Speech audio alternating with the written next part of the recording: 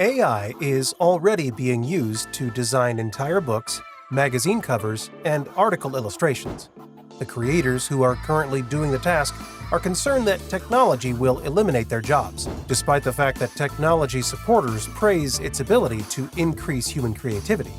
Because AI-generated imagery threatens the creation of genuine artists, several of them are suing certain AI-generated imagery corporations. Which companies are now faced with a lawsuit?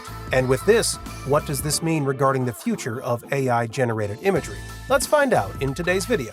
Make sure to stay until the end so you don't miss anything. As AI-generated images grow online, two lawsuits are attempting to control the powerful technology and guarantee the artists who unintentionally assisted in training the tools to be paid for their labor. The lawsuit, which is directed at the Stable Diffusion and Midjourney engine manufacturer, is the first of its kind and may change the legal definition of computer-generated art's rights and safeguards as technology develops quickly. A class action lawsuit has been brought by a group of artists including Sarah Anderson, Kelly McKernan, and Carla Ortiz against Midjourney and Stability AI, the makers of the AI art tools Midjourney and Stable Diffusion, as well as DeviantArt, which recently introduced its own AI art generator, DreamUp. These companies benefit commercially and profit richly from the use of copyrighted images, the lawsuit claims, and violated the rights of millions of artists by using billions of internet images to train their AI art tool without the consent of artists and without compensating any of those artists. The lawsuit claims that the harm to artists is not hypothetical, and that the damage to artists is now sold on the internet, siphoning commissions from the artists themselves. According to Matthew Butterick, one of the artist's attorneys, the tool is a parasite that, if allowed to proliferate, will inflict irreparable harm to artists, now and in the future. He asserts that the market for art and artists will be permanently damaged by AI's ability to flood the market with an essentially unlimited number of identical images. A number of tools exist that can practically instantly produce images based on a string of text provided by the user.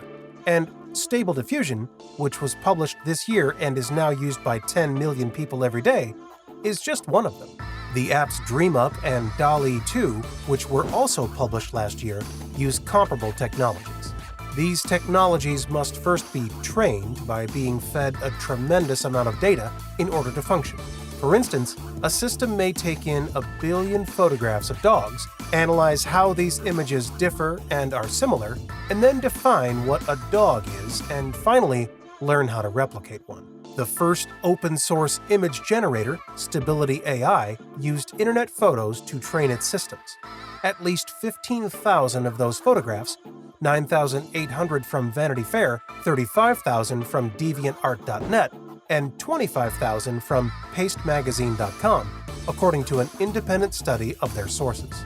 Depending on how the court perceives AI to operate, it will likely determine whether or not that infringes copyright laws.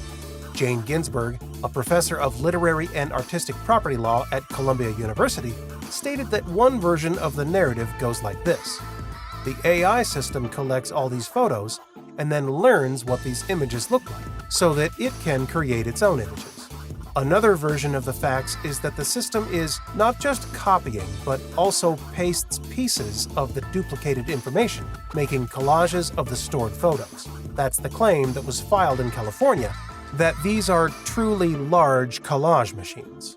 The artist's lawsuit claims that nothing the AI system produces can be original because it merely consumes photos from others. The complaint claims that every output image from the system is produced exclusively from copies of copyrighted photos, and that any hybrid image is necessarily a derivative work.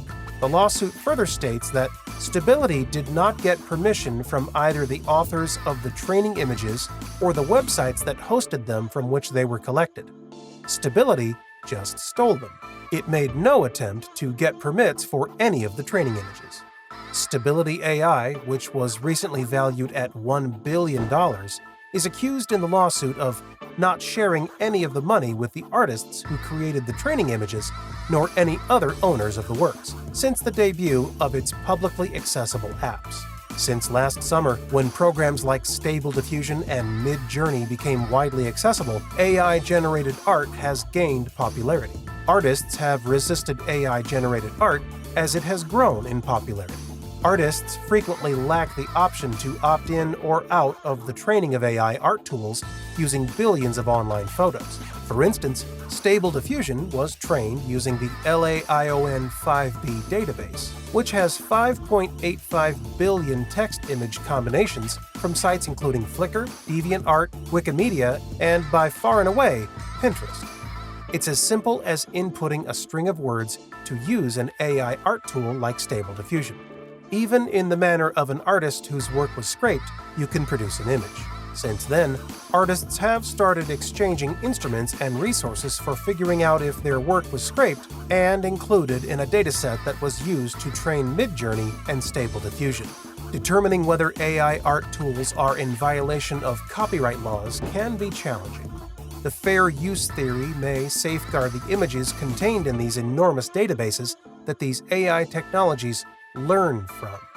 According to The Verge, determining whether the inputs, the photos extracted from these databases, and the outputs, the images produced by AI art generators, violate copyright laws is a challenging task.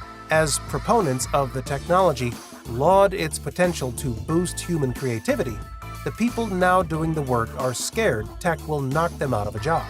Concept artist Carla Ortiz questioned on CBS Sunday Morning, why would someone hire someone when they can just obtain something that's good enough?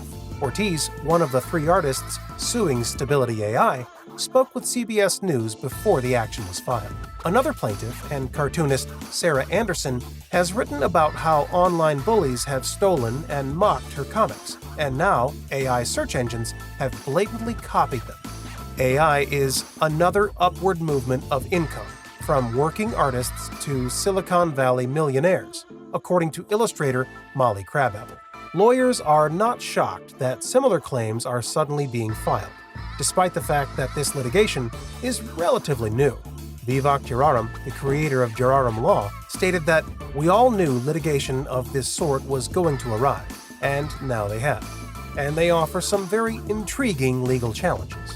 As a result of these issues' commercial significance, he projected that after working its way through the courts, AI and IP is something that's going to attract legislative attention in the not-too-distant future. In addition, lawyers claimed that this was just the start of the copyright dispute involving AI generators.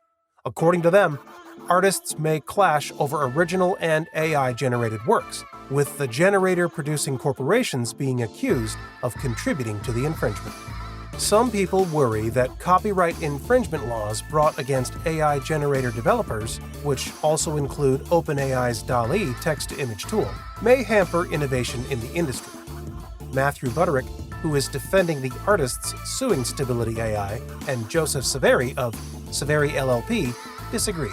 They assert that it is feasible to develop a licensing mechanism that would permit artists and AI to live in harmony, much like the music industry did when it switched from illegal file-sharing sites like Napster to legal licensing systems like Spotify and iTunes. What can you say about the lawsuits filed by these artists? Do you think it's justified? Is AI really stealing the jobs of the artists? Let us know your thoughts in the comments below. If you enjoyed today's video, make sure you give it a big thumbs up and subscribe to the channel for more content. Thanks for watching, and I'll see you in the next one.